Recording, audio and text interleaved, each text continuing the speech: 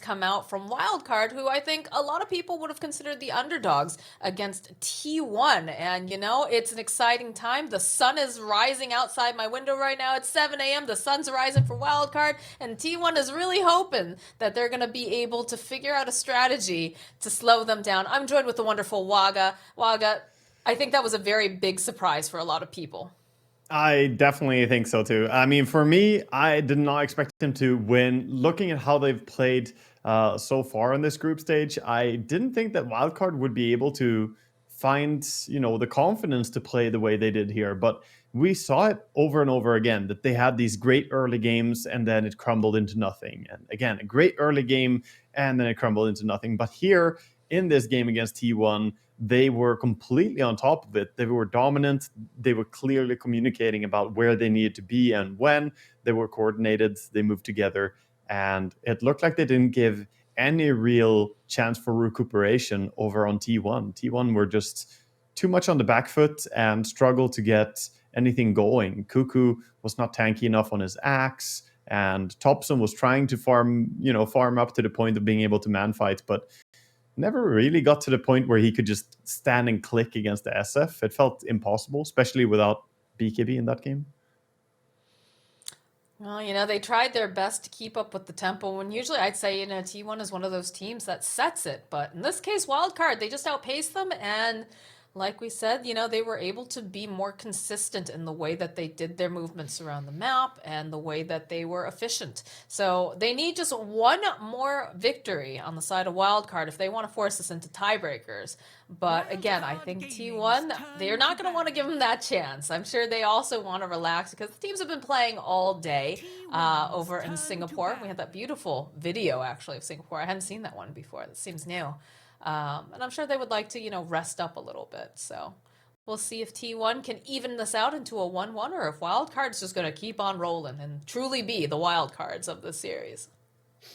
Yeah, and we see T1 going in with some respect here, giving the first phase, first ban SF over against Wildcard. It is a hero that can be played into so many different lineups, and I think alone, out of the Shadow Fiends I've seen so far, his Shadow Fiend looks really, really good.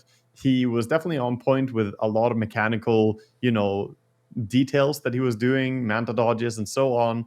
But more importantly, I think it just countered out the possibility of playing mid-tiny. Thompson lost his mid lane pretty handedly to Alone without impact from the supports, really. Supports came in to try and like mitigate that Thompson already lost, but the lane was set. Like by 6 minutes, SF was already way ahead. God, imagine being an 18-year-old kid and facing off with a TI winner in the mid lane and then winning the lane. Like, I feel like if you're Alone right now, like, you're already just over the moon, right? You've got the chance to be a part of TI. You get the chance to play against some of the best players in the world, and he's got to be on cloud nine now that he's got a respect ban against his hero. Yeah, we see Thompson is definitely focused here going into the next game. They're trying to discuss how they're going to approach this draft. Very important. The first phase bans and picks. So T1 got rid of the SF and the Snapfire. Meanwhile, in Wildcard, they're respecting Thompson as well with the Primal Beast ban, as well as Marcy ban to, you know, just get rid of her. She's too strong almost. She is like a very comfortable hero for a lot of these teams. And T1 doing what we see a lot whenever Undying isn't banned. He gets the first phase, first pick. 5 seconds remaining. And I think that it seems like Wildcard doesn't mind it that much, right? Like, sorry, my brain is just going right now. There was... Sorry, what were you saying? Oh, no, I think... Oh, Lord. Oh, wow. Okay, Wildcard just slapping out the Brood and Shaker in the first phase. That's one way to approach when you have one game to decide if you're going to be able to force out this tiebreaker or not. They just come out swinging. Okay, Broodmother does not get bothered that badly by the Undying, so there's something about Undying being completely unable to catch Brood. He has no slow or lockdown. I mean, I don't count Undying's ulti attack as a slow against Brood because you're never going to reach her. So This is a nasty way to counter the first phase Undying. Now they have to draft against the Brood. They have to draft against the Brood, and also they have to, on the side of Wildcard, be aware that they're probably going to want to pick up something that's able to hit that Tombstone, because these are both really nice heroes, but don't quite address that one issue here. Well, Spiderlings are decent. Like, Broodmother can kill the Tombstone decently, but Shaker is definitely not good at it. So having some more heroes so that Broodmother doesn't get tasked with the burden of doing it, because she probably wants to chase after heroes and murdering actual heroes instead of the Tombstone. It would be nice for him to get some ranged heroes in here into the mix and some fast attackers. Because you could see T1 also went with that idea of, oh, we ban out the Snapfire who can quickly kill Tombstone, and then we pick the Undying. Also something we've seen teams do before. Do pick up the Morphling, and we saw it in game number 1 just how effective Eve was on this particular hero, so I think it's a smart idea to remove it. Also, just Morphling being very strong recently. I've been seeing quite a bit of this hero, and he doesn't have to really worry about the possibility of an Elder Titan. I don't think they're going to pick that up on the side of Wildcard. And it wasn't extremely effective in game number 1 against Wildcard either. But that could have also been due to the fact that they were so far ahead at that time. Yeah, overall, the Elder Titan didn't have much of a chance to prove himself because there was an entire team imbalance. He couldn't really deal with the Morphling in a good way. But yeah, Morph is going to be great against Shaker. It's always nice to turn into Shaker on the enemy team. Also makes it very natural for you to go for the Aghanims, which is something that people already want to do on Morph. But now if you buy the Aghanims, you can turn into Shaker and jump around as well. Even though it's not as broken as it used to be, it's still a decent option. And still giving more respect over to Alone here, batting out the Huskar, as they did in game 1 as well. 5 seconds remaining. And I like the fact that you've got a couple different things going on with the draft with Wildcard, right? You've got an Earthshaker who's going to make you very considerate about your positioning in a lot of these fights. And then you've got a Broodmother who is going to be able to split up the map pretty nicely. She's going to be able to try to force down towers early, but also, as we saw in the game where, what was it, Xtreme Gaming played against Wildcard, just the way that Old 11 was able to take all those Spiderlings and micro them and just put them in these very strange positions, so that way they had so much information and vision. And I feel like that's something you can't underestimate, is being able to have vision, especially like free vision in a sense, is so incredibly important. We saw actually how long it took for them to kind of make their moves across the map because of the Venomancer, because of, you know, the Venomancer being able to put down these wards, picking up the early gem. It took Wildcard a little bit longer to really make these moves around the map because they just didn't have the information.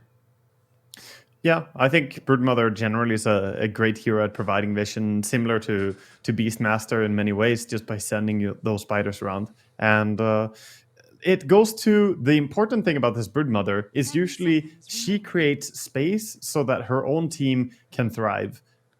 She's a very oppressive hero, and she puts down all the webs and invades the enemy territory. It takes a lot of effort to get rid of her. So usually she occupies multiple heroes' attention, and that can allow you to have a carry that scales behind it. So I'm looking towards Wildcard now and thinking, okay, you see Morphling, you know what carry you're against.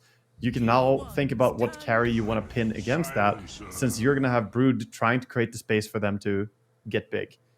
And they're also banning in a way that's smart, I think, the Enigma ban. You don't want to let T1 build up a big 5-man draft that can snowball early and push towers, because Brood is awful at defending. Your only option is to split push pretty much at that point. So don't let T1 get that massive death ball going. Gotta go with Silencer.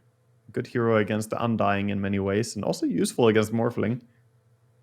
How concerned are we about, like, you know, you talked about having your own counter push or kind of matching that same tempo. Something like a Beastmaster, I feel, is always very powerful, being able to have a BKB piercing spell that also gives you team fight and also gives you that push. Yeah, Beast can be fine. I think it comes down a lot to what they are envisioning that they want to put on the mid lane. Okay, they're going to pick up the Disruptor first.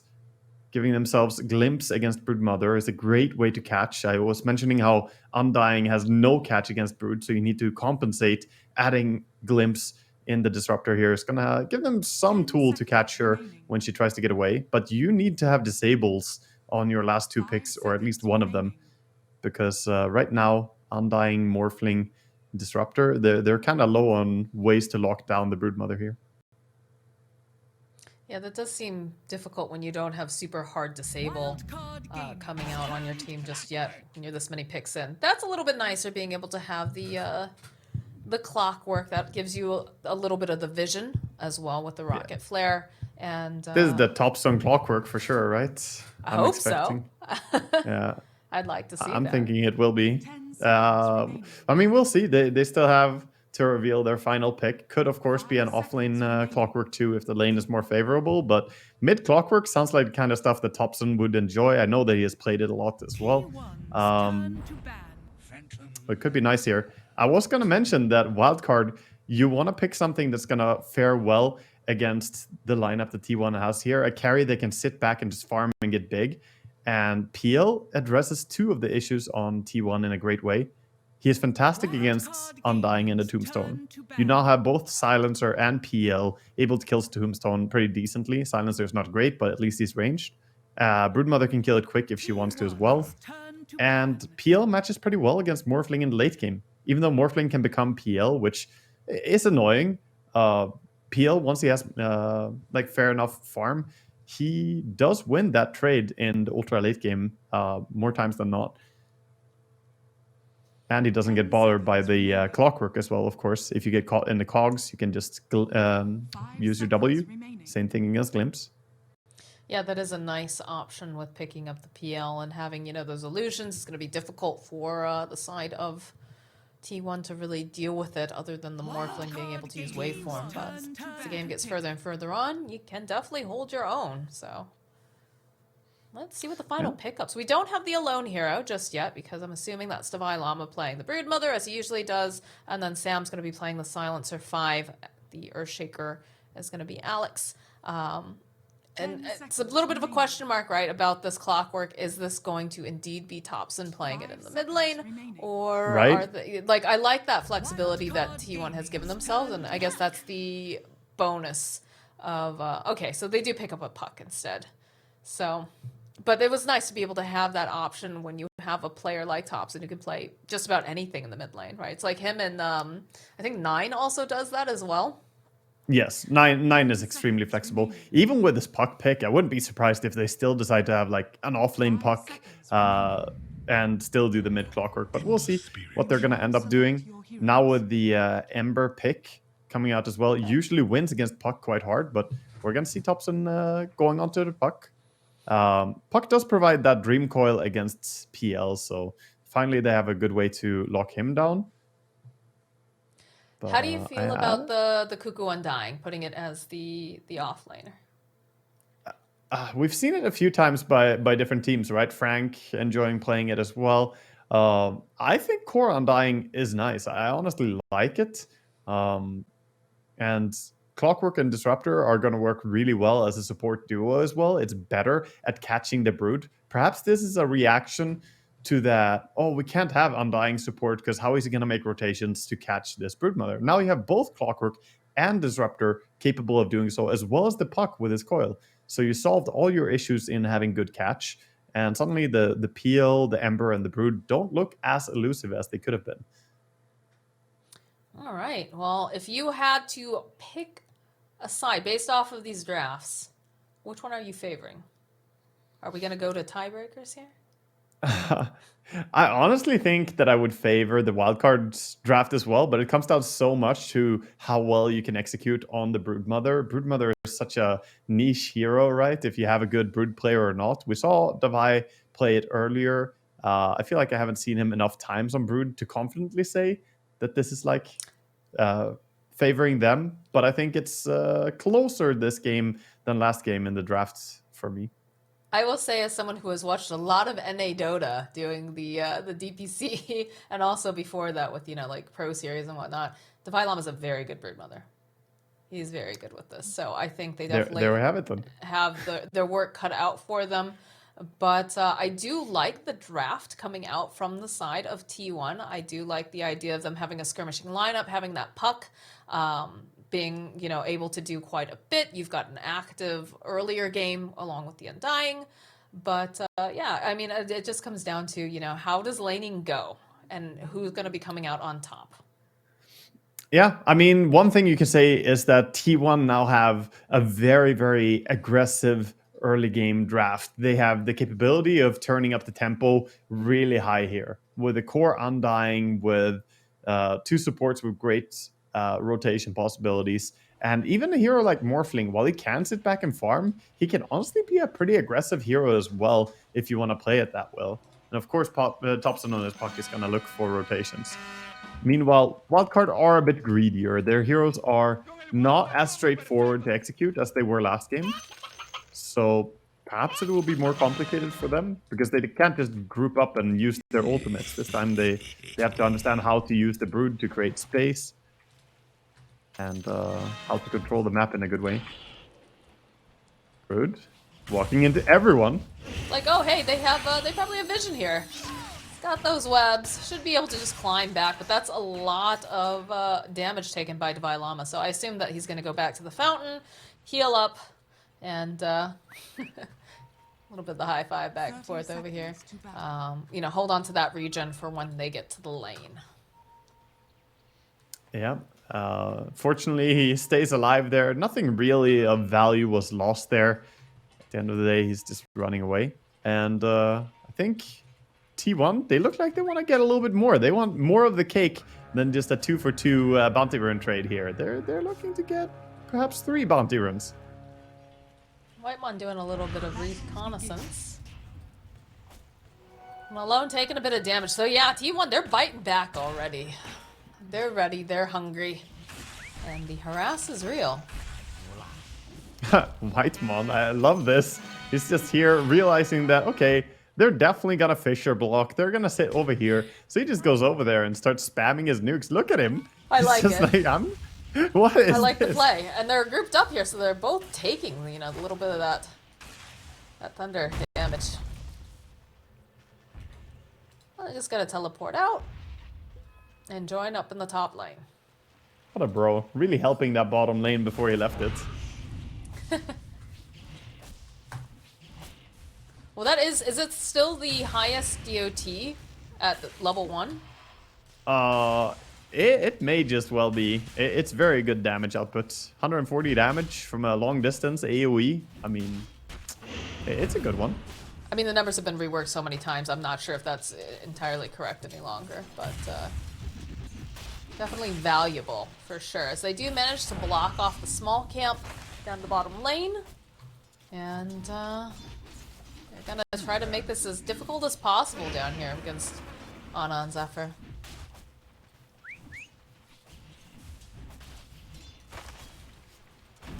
Eve has to be so careful not to get too close to Disruptor here and get one more nuke on him when he already has 3 stacks of decay on him. Every single nuke hurts so badly. Yes, I see that Sam is taking a lot of this harassment. Luckily, doesn't have any decay on him, but this is pretty difficult because now he's out of mana. He's just plain out of mana and needs to ferry out some more regen. And Whitemon doing a crazy amount of damage just with all those hits and nukes they spamming out. They do get the pull here. He's trying to block it, but it's what I like to call the useless family. This smoke cramp, if it spawns, it doesn't do anything. The creep wave, it doesn't even take any damage from getting pulled into this. Like you might get 1 melee creep deny, but that's it. I've never heard that phrasing. I like that. The useless family. It is. Those 5 creeps, they can't kill a single melee creep. Look, they're trying their best, Waga. Please. I'm really not convinced.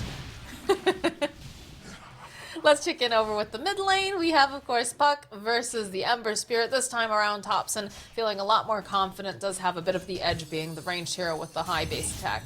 So, is looking nicely here with 13 and 3 currently for CS compared to the 11 and 2 on Ember. Yeah, that's pretty well played by Topson. This matchup is not that easy to play. Like, Ember, once he gets more points in the Sleight of Fist, is probably going to start winning this lane a little bit harder. But for now, Thompson doing a great job. Oh, the glimpse play back over on Eve.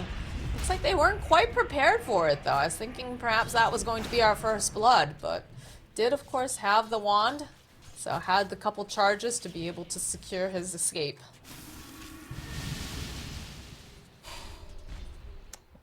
Bottom lane, we see Divide just farming away quite happily as well. On his Broodmother. Morphling doing decent as well. Neither of them being pressured all that hard.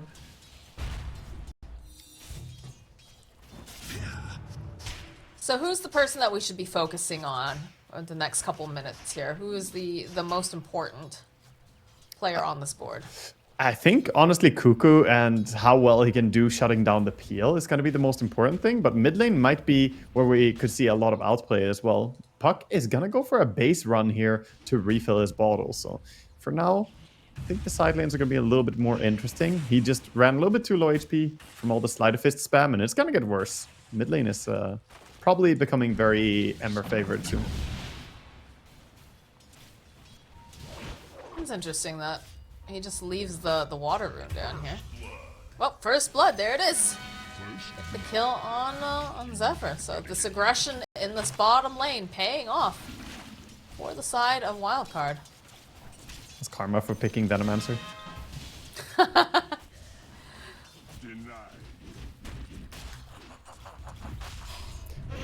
Topspin over here in the mid lane, grabbing up the water rune. Is going to be able to refill, and looks like he's going to see if there's a bounty rune there, because there is actually, so a little bit of a bonus. Yeah, he's also being very happy to look for excuses to rotate away from mid lane. When you have a mid lane that's not fantastic for you anymore, then making those moves over, yeah, I can check the bounty rune, and perhaps an opportunity presents yourself to make a move towards top lane. Didn't happen right now. Oh, Zephyr gets the solo kill here over on Alex. Getting caught by I got the Clockwork. kill on Divide Llama. Jesus. Anna's revenge.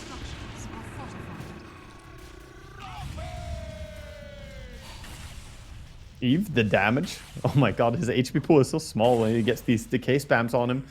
That Disruptor. I wonder how many static or Thunderstrikes Whitemon has used this game so far. He has only a Fairy Fire to his name right now because he has been buying so many Mangles and spamming them. And I mean, he's doing a great job with whatever he's doing here. Wants to make sure that, you know, they can keep an eye on the bounty rune for Thompson. So are getting closer to it. Do have the remnants coming out from alone as he's chasing after Thompson. Knows that he doesn't have that escape up just yet, but I don't think he can do quite enough. That slight sitting very low. Does have a Fairy Fire still on him as Cuckoo does run down Eve. Here in this top lane, Sam can only do so much as a silencer. He doesn't really have any ways of being able to save, as then Anna gets another kill on Divide Llama. So the tempo just picking up increasingly as Whitemon picks up the double Whitemon, he might damage. kill him. Oh my god, is he gonna get this kill on Get alone? him! Couple slice now alone is gonna be able to turn the tables around on him. The poor support. It was unfair. Alex was there as well helping out. Maybe he could have killed alone in a 1v1 there, but nice try. At least he denies the DD rune. But that is going to be one more kill going the way of Shaker. Getting that one. Dire are scanning. He's a little bit of a scan as Zephyr and Alex will just walk by each other. He's also using the poor man's scan of just high-fiving and seeing if anyone catches it on high ground. Cuckoo in the top lane will continue to get these kills here as he takes out Sam. I do like the poor man's high five. Divide Llama needs to be careful because Anna's really just doing so much damage to him. And he's already died twice now to Anna, and I believe they were both solo kills. Anna is really looking like he wants this win. The way he's playing this laning stage is really impressive. And the Morphling is looking better against the Brood than I expected. Eve, oh no, not again. Oh dear. That is a very dead Phantom Lancer. And this is kind of the problem Silencer as with well, the maybe. Silencer. Yeah, Cuckoo's a big boy here. He's feeling very powerful. Anna gets himself yet another kill. Kills Alex. Sam ticks down to Whitemon. Yeah, bottom they got the kill with the coil as well. Rotation for Thompson coming in. So nice use of that ulti. Meanwhile, they're moving the Ember towards top here. Alone wants to participate in some action too, looking for Whitemon. One slight will kill him. Whitemon's so low here. Yep, Lone says, oh, hello. And picks up that one kill.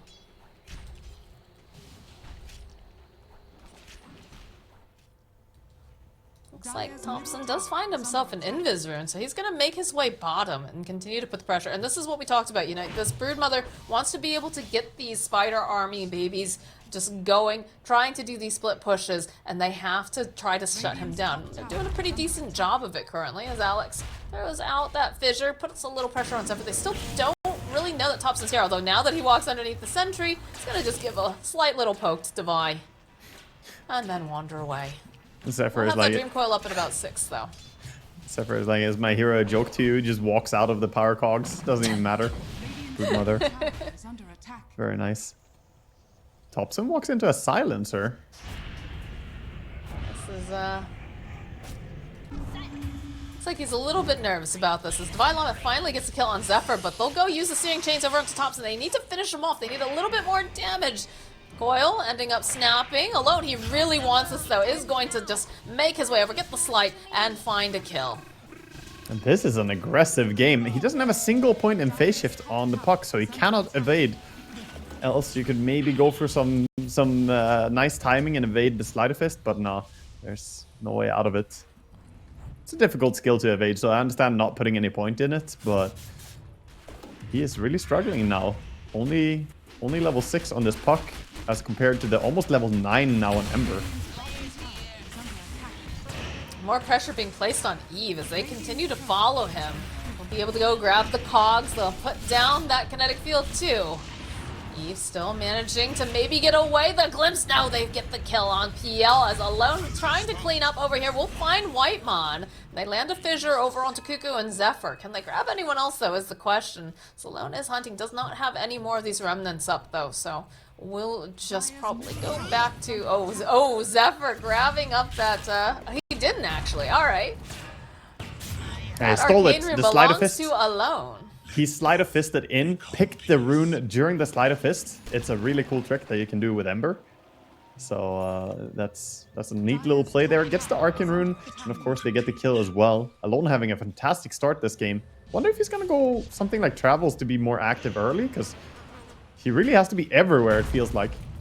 I feel like Travels wouldn't be a bad thing for him by any means. As Cuckoo goes, he pops that Flesh Golem, trying to stay alive a little bit longer, trying to just make some space at this point. Gets a couple more stacks of decay, but at the end of the day, Alone is on a mega kill streak. Bottom lane, a little bit of pressure being placed over onto Ana. Looks like Divine Llama, though, is just more than happy to continue to hit the creeps as they smoke up around this mid tower. Oh, Alone. This is dangerous. He's coming in mid. He might get they have coiled Static here. Storm, too. This is very scary. Yeah, that's about what I expected. Global Silence is going to get used. Is going to try to buy a little bit more time here for Alone, but they just have too much damage. Thompson gets the kill. Sam joining into the fight. Does have to be careful. The rest of the team not really in position. Not a lot of mana over here either. So they'll get the glimpse back right into those power cogs. Thompson jumping on in. Zephyr will get the kill with the battery assault. T1 with some big moves right now. Putting down the Tombstone as well. They want Alex, and they want to make sure that he can't defend, but in comes Thompson. They have that nice ward here. They've got the vision. Waning Rift forward. Alex still trying to hide underneath his tower. Not sure if he's going to be able to make it in time. He tried to go for the juke, and he can't do it. Thompson's just got his number. And Eve now is over in his jungle. He's got to be careful, though, too. Beautiful play right now by T1. Very active, and recognizing that mid tower is where they want to play. It's going to go down to just a few more right clicks here as well. All this time is time that they're taking attention away from the fact that Morphling is farming up. Sure, there's a PL farming as well, but Morph is slightly ahead here in terms of farm. He also has 5 kills. So 6.3k net worth already. Yeah, this feels like a totally different game now for Ana. He struggled very hard in the first game. Oh, here we're seeing, you know, Vilam special throwing out those spiders, but they use the Dream Coil over on Alone, and there's not too much that they can do. They do have the Echo Slam if they want to go for it. Alex trying to get a position, but he realizes that if he goes to the Echo, they just don't have the follow-up damage. Is going to get glimpsed back over into the circle. Goes for the Echo anyways, hoping maybe he can at least get Thompson, but no, he cannot finish him off. So the Echo Slam is down for the side of Wildcard, and T1 happily will take another kill. Yeah, that was beautiful. And this is also what I like to see about Morphling. He can be a great hard carry sitting and tucked back and just chilling, but he can join the fights early as well. This waveform and adaptive strike hurts a lot. And right now, I think Topson is making moves happen all over the place, and Wildcard need to find a way to bait them and shut this down. They have Global Silence coming off cooldown now. I think I look for perhaps a pick on Cuckoo bottom, but they need to find a way to stop Topson from making all this space happen for Morphling. They're going to pincer over onto Sam. They have some good vision here. They'll get the glimpse back. Vylana is nearby, but it's just too many people. You can see Alone. They was considering jumping in, but not with that many people. Not by an outpost that they control and that anyone can teleport to. Yeah, looks now like Anna has made his move up to take over the top area. Meanwhile, everyone else on T1 is looking to contest the Broodmother in the bottom part of the map. We talked about how Broodmother is supposed to create space for her carry to farm, but honestly, I feel like the Vailama is having a pretty rough game here. He died 3 times. He is the least farmed out of all the cores right now, so creating space is pretty difficult for him. Zephyr in possession of the Invis and finds himself Sam. Sam immediately dropping the sentry ward, but the follow-up is fast and furious, and that's another kill here for Topson. Yeah, a little bit of a fortunate Invis rune there. Going in and getting the kill. Dire's middle tower is under attack. This is such an aggressive game, but they do not have an urn on the side of T1. I feel like there could be a lot of value in just having an urn or something on the Clockwork. He decided to go for a Falcon Blade in this game. Huh. Not too common on support. I was about to say, as Divine Llama gets kill on Disruptor. But what's the... So for those of us who are not familiar with the pickup, why would be the reasoning? For the Falcon Blade here? Yeah, for the Clockwork to pick that up. I mean, personally, I don't think that I'm entirely behind it. It does make you a little bit tankier in terms of max HP. You get the convenient mana regen, but I don't think you make that much use of the 14 damage on Clockwork, so I personally would not have gone for this item. I think Urn is just a better alternative. Because you get similar mana regen, you get decent stats, and then the active of the Urn, I think it's just so valuable in a game like this. And it's a lot cheaper. Or, you know, slightly cheaper at least. It's like 200 gold cheaper than the Falcon Blade. Mm-hmm. But when you have 18 kills in 15 minutes, just imagine how many Urn charges you can get in a game like this. If you spam 2 of them all the time, every single time you kill something. 2 Urn charges per kill. Yeah, with the amount of fights that are going on, you'll have a lot of Urn charges, and you'll blow through those very quickly, too. Yeah. Something I want to talk about is this game... Alone, we were talking about how maybe he will go for something like the Boost Travels to be able to be more places. He has gone back for Power Trades, first of all, in the Ember Spirit, which is a decent fighting item, but not something we always see. And then he's sitting at 2.6k gold, saving up for a first item BKB. And this is really a sign of how scared he is from the Disruptor and the Puck. Playing Ember into this, it's almost impossible for him to go into a team fight without BKB. So an option could have been going for the Yule Scepter, perhaps, but this is going to be the safer item for team fighting. I think he should just buy the components already, though, because he's running around with a lot of unspent gold right now. And in this aggressive of a game, you need every penny working for you as soon as possible. I'm almost wondering if he's still debating on, do I want this BKB or do I want to transfer into something else? Like, he's got all these... Alone apparently is singing, but not to those guys. Just boy. Singing a bit into all chat, as one does, confusing the opponents. Normal. Yeah. These kids and their music, my goodness. But yeah, that's the only thing I can think of why he has not purchased some of these items yet is just because he's not sure if perhaps he wants to go for the Yule Scepter or...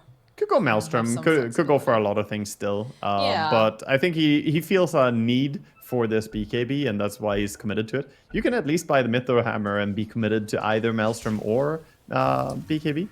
Or you can be That's ultra Chad and buy the Maelstrom and then just disassemble spam every 10 seconds. And then you have your Mythro Hammer when you want to get the BKB, and you enjoy the Maelstrom all the way up until then. It takes a lot of min-maxing though. It's really tedious. But it's something we saw Pure do on his carry Windrunner recently. And some other players do it. It's a funny trick.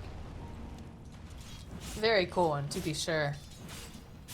And then you fail once, and then you're stuck with the Maelstrom instead. And you're like, oh, well, no BKB for me. Top tower is under attack. Well, I guess this is my decision. This is how I live now. But well, let's take a look at what we have for items coming up. So Eve, he does have the Diffusal completed. It's going to be continuing into the Yasha.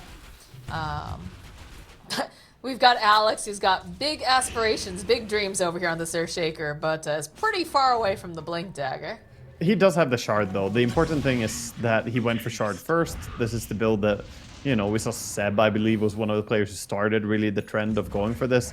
But just by having the Shard, you don't really need to have Blink Dagger. You can walk in on top of the Fissure, and it's quite nice. Reduces the cooldown as well, so your Fissure is more effective.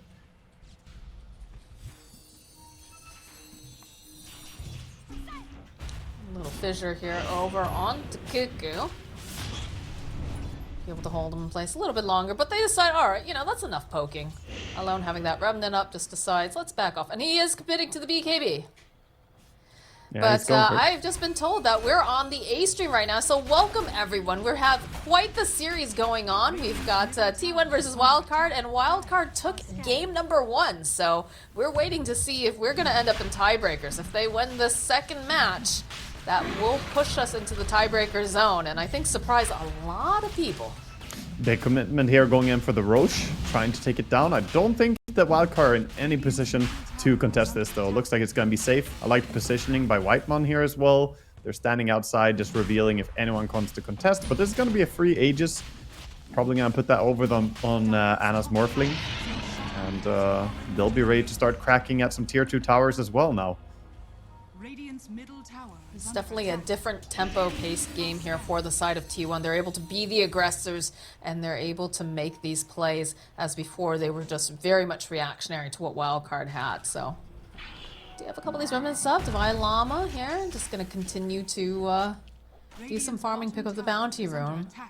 As T1 slowly making their way, combing through the jungle. Yeah, they're going behind them. They might get a nice connection here.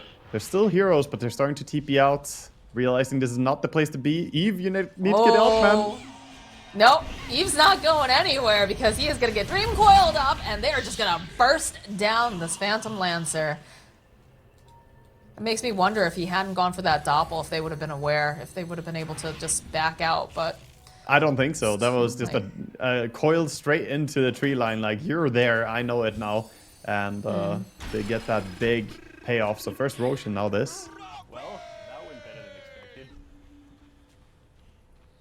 Alright, well, they get themselves a nice pickoff, probably the most valuable pickoff on the map.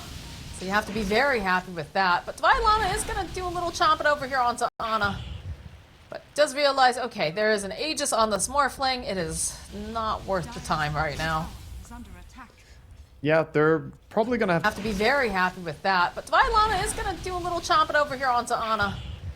But does realize, okay, there is an Aegis on this Morphling. It is not worth the time right now. Is under attack. Yeah, they're probably going to have to dodge a little bit. I mean, they don't have the Blink Dagger on Shaker. They're smoked up, but they don't have a great way to take a big team fight. So Wildcard, if they look for anything now, it should be a pick-off on perhaps the Puck, who is hanging around in the top area. They have Global Silence, and there's no way for him to dispel. I mean, it is so difficult to get your hands on a Puck, though. You have to plan everything just right. And the way that Tops is playing, look at this. He finds Sam. And Sam immediately says, yeah, nope, nope. I'm not ready for this. I don't want this. But a little bit of an invasion going on into the jungle coming out from the side of T1 as they were hunting for Eve again. But looks like most of Wildcard has just vacated this general area. And you can see Divine Llama just trying to make that space, trying to continuously push this bottom tower. Yeah, pushing the tower and also spreading out all the spiders to get as much vision as possible into a tree line. He is going to reveal some people around mid now as well. They're sieging up for that tier 2 tower. I don't think Anna is scared of anything. Oh, Alex, this is not a fun matchup. Okay, Uses okay. the Echo Slam on him. Alright. I like the attempt though. He fishes into a tree line with a shard so he can walk over the trees and try to run away, but Puck was nearby. Ends up just dying as well as wasting his ulti now. Dire's top tower is Not looking good here for Sam, but doesn't seem like he wants a hard commit. No, they'll use the coil even, hoping that I can just continue to poke a bit more. He's got a couple stick charges, lining up the orb. Doesn't quite connect on Sam. But you know what? They're gonna go for it anyways. Thompson's on a mega kill streak. Yeah, good And find. TP gets cancelled. He can try to hide as best he can, but the Illusory Orb giving vision, he can really dive in there. Oh, bottom. Look at the Shadow Amuleted Whitemon. He's hoping that Broodmother will get too cocky and go for this tower. But he's just biding his time. He's getting the experience from the tower killing stuff. Realizing he's not going to get anything, he backs out. It's a nice try, though. bottom tower is under attack. I have to say, I'm really enjoying seeing Thompson on this puck. He's been super active. He's been able to make these plays. And usually has the +1. Over in the mid lane, though, Lone does get hopped upon. They do ping out. They know kind of the area that he's in, as you see Thompson doing a little bit of hunting. He'll run right into Alone, actually, and you can see how fast he goes and just jumps away to that remnant. He doesn't want anything to do with this puck, not by an outpost, not where there could be people there very quickly. Yeah, Sever was just like half a second too early there on his goal for Disruptive to catch up. But now they're moving towards top lane instead. I like this. They should play towards objectives on the side of T1. They have that Aegis for 40 more seconds. I doubt that there's any chance for Wildcard to defend this tier 2. Well, they go and drop the Static Storm over on Alex. And they just blow him up. There was an Earthshaker there. It's not there anymore, that's for sure. And this top tower is already sitting so low, 270 hit points left on it, so I'm pretty sure they're just going to take this tower, and despite Divine Llama's best efforts, this bottom tower is still standing. Top tower has fallen. Yeah, they used a glyph as well for that tier 2 tower, and it does not reset because they already lost the tier 2 tower mid. So now they can keep going, and there's not going to be any glyph available. Ooh, this is a big smoke. They draw a line to go immediately down to this bottom area of the map, although the Aegis does end up getting reclaimed. But Thompson leading the charge. They have a general idea where everyone is, and I'm curious now to see how Wildcard's going to react to this. If they're going to just pop into the street. Yeah, look at this. Eve is just like, I don't see anyone on the map. This seems like a bad idea. And Divine Llama, the bunch of pings. He is also going to teleport out as soon as possible, but it's not fast enough. They have the Dream Coil. So that's a very dead Broodmother. I like Zephyr's rocket just flying over him, and that's enough for Thompson to realize he can blink ahead and get the grab on that. So again, they made this big swooping motion in their smoke, and they do connect and get a kill. They didn't get the juicy one on Eve that they would have liked. The peel gets out, but they get the Broodmother, and again, Morphin can just start moving towards another tower. Like a wrecking ball in this game. He's just going for all the buildings. Yeah, and I like this because we've talked about, you know, they have the capability of making all the space and letting, you know, a core just farm. But Ana has been very active this game, and that's what I like to see, especially in game number 1, where T1 actually ended up just getting outpaced by Wildcard. So Oh wow, I like to see the way that they're moving together. Zephyr has Aghanims, so he's actually shooting a bunch of rockets towards top lane. This is a really funny Aghanims now, with the ability to spam the triple rocket. You can connect multiple rockets on the same target. You can hit 2 on the same guy, so it does a lot of damage, and you can push creep waves really hard with it, which is what he's doing. So he's sort of stopping Wildcard from pushing the tier 1 top while they're sieging the bottom tier 2. That's a very useful setup. Bottom tower, though, is going to get just ripped down by T1. Radiant's top tower is under attack. Yeah, I don't really expect them to slow down too much. They might wait a little bit with cracking the tier 3 high ground pushes, but right now it feels like T1, they have cleared out the map, and they're gonna make a smoke immediately as well. There are no buildings left to kill outside on the map, so they're looking for heroes. Divine Llama, I Skitters wonder away. if he knows how close he could have been to death again from this puck. But T1, they'll comb through the jungle. Radiant Run into someone. They do start pinging out that they think, oh yeah, look at those rockets. They know where people are. Oh, look at this though, Thompson. We'll be able to just teleport over, blink, and find Sam at the very least. That's so funny. He didn't actually see Sam. He saw the peel before, and he was trying to get the coil on peel, but collateral damage. The peel gets out, and poor Silencer has to pay the price instead. That coil was not intended for him, but he dies anyway. Consolation prize, like we said. The Yeah. rocket over onto Divine Llama, but they don't have the lockdown now that they've used that Dream Coil earlier. So I'm just going to continue to clean up these creeps and push Wildcard into a smaller and smaller area on the map. Yeah, they're gonna make it ever harder for Wildcard to get close to the Roche area and have any say in what's gonna happen with the next one. Ooh, in goes the clockwork, though. They've seen Divine Llama. He's been there for quite a while. They'll go and use the global silence as another fight breaks off over to the side. They want to make sure that Eve is going to survive, but they go and they drop the static storm. And there's just wailing away over on Eve. This is not looking good as the Echo Slam comes through from Alex, but Anna, he's already got that BKB up, so it doesn't do much of anything, especially not to Cuckoo, who's already a tanky boy. So they'll find the kill. Whitemon trying to use that Glimmer, trying to survive alone, just zipping on through. It does have that Ags up, but Divine Llama somehow still alive after all is said and run. Anna just says, yeah, no, you're not getting out here. It's a buyback now from the Earthshaker. Does not have the Echo Slam, but they don't have the Phantom Lancer for another 20, and they don't want to use the buyback on the Broodmother, who's already had a difficult time. Look at this poor Sam. Sam's getting bullied by Anna. Their defense is so weak, honestly, for high ground. They don't have the best things to defend here. They don't have, No? like, Shaker ulti anymore. He thought about it. He thought about trying to make these plays, but you do have Cuckoo using those soul rips. Every time that starts to get a little bit low, you can manage to go and hold those steering chains. The Dream Coil getting dropped by Thompson again. They'll get a kill on Cuckoo. The blink forward from Thompson just to escape. They're trying to follow up here with his remnants, but Oh my not gonna god, be I able to just quite close realized. that gap. I just realized that Cuckoo almost has an entire Radiance complete on his Undying. Oh my god. So he is going to make it difficult for PL to have his army alive and for them to do that much as he's going for a Crimson Guard into Radiance core Undying in this game. It's not what I expected to see today. I feel like it's one of those, you know, the little quiz where it's like, guess what hero built these items? Yeah, for sure. There's a trivia right there. Yeah. At least Wildcard get out on the map a little bit after pushing back T1 there and getting that Undying kill, but I fear that they might not be able to stay on this area for too long, as T1 are just looking very motivated to keep fighting here. I doubt that they're even going to wait for the Radiance. He is quite close, but I think they just want to keep going. I feel like And there it Wildcard really is. wants to get out of the base so that way they can get these tier 3 items, because they are at a disadvantage if they're not able to pick up the new neutrals. Zephyr hunting, throws out a couple of the hits. Yeah, Divine Llama considers going forward, but realizes now that it's a trap. Sam running away, does get signs. The hook shot from downtown, though, from Zephyr. They'll kill Alex off. There's not going to be an Echo Slam. Drive back over onto Divine Llama. He's stuck in the static storm. Fissure he has comes the through. gem. They'll blow him up. Oh, goodness. Yeah, Wild card.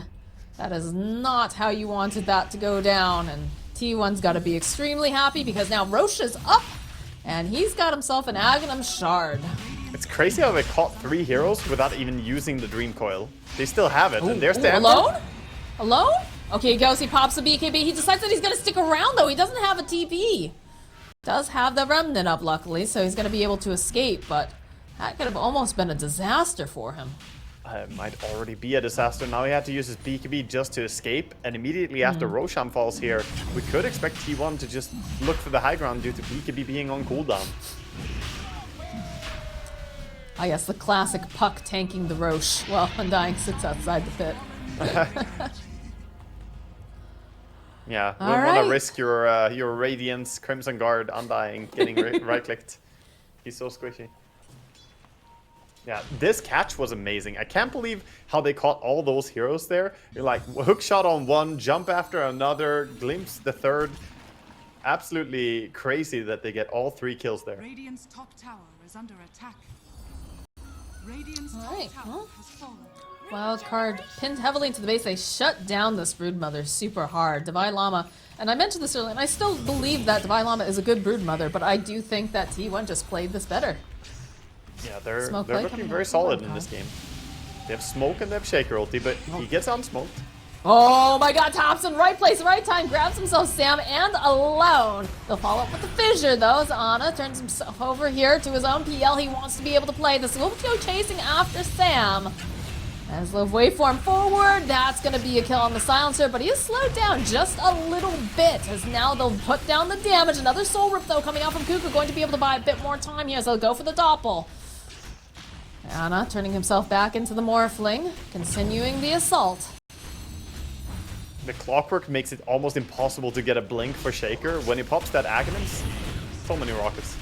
It's a good fissure. Again, these soul rips though, keeping Ana alive at the very cusp of life. They'll go use the Glimmer Cape alone. He wants this, but then they'll follow up. BKB gets used. Whitemon now just taking a ton of damage from alone. They will be able to get the kill on the Disruptor. They're chasing after Zephyr now. He goes, there's that. Doesn't quite manage to land the hook shot. Looks like Cuckoo's going to make it out. Do they have anything to cancel it? Yes, they do. They've got themselves a Searing Chains. That's going to be a dead Zephyr. So Wildcard does manage to scrape their way out of the base. That looks so funny. It looked like he was trolled by his teammates. He tries to hook shot over to the puck to try and get himself out of the situation, but then Thompson phase shift, so he misses the hook shot.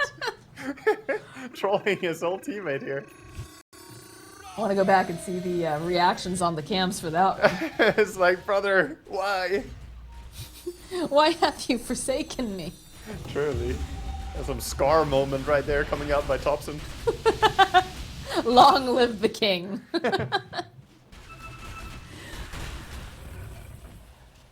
Alright, well, this does give Wildcard the chance to get back out there on the map. Yeah, Which is something they definitely needed.